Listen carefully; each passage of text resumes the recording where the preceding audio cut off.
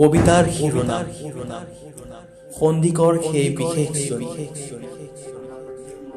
কেতিয়াবা স্বপ্ন ফিনিক্স পক্ষীৰ দৰে হ'ব তোমাৰ মোৰ যাত্ৰা অনাদি কাললৈ বব স্তব্ধহীন বেবৰ ঘূৰিয়া শুবা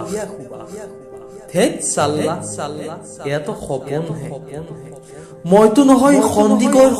তোমাক চোৱাৰ হেঁপাহেৰে যোৱা সেই বিশেষ হিৰোজন শুনা না কথাটি কওঁ গুৱাহাটীৰ চিটিবাছত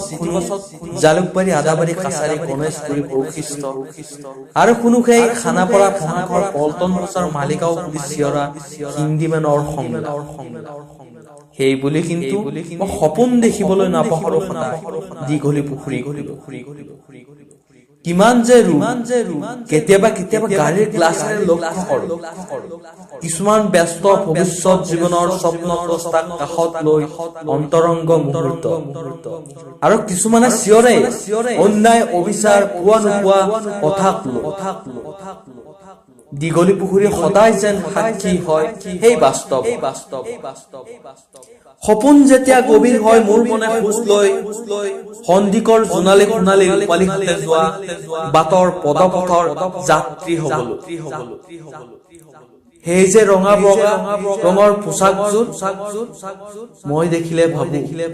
এয়া যেন সঁচাই নাৰী শক্তিৰ অপৰূপ সৌন্দৰ্য তথা কৰ্মবিদ্যা শক্তিৰ প্ৰভাৱ বিলোপ কৰা জীৱনৰ দুৰ্দান্ত সময় খেলা ৰঙে পাৰ কৰিবলৈ শিকোৱা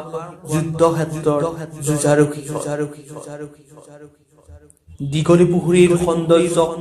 সোণালী ৰূপালী জোনালী হাতৰ হাইয়ে যেন কৰি তোলে অধিক যেন গাভৰ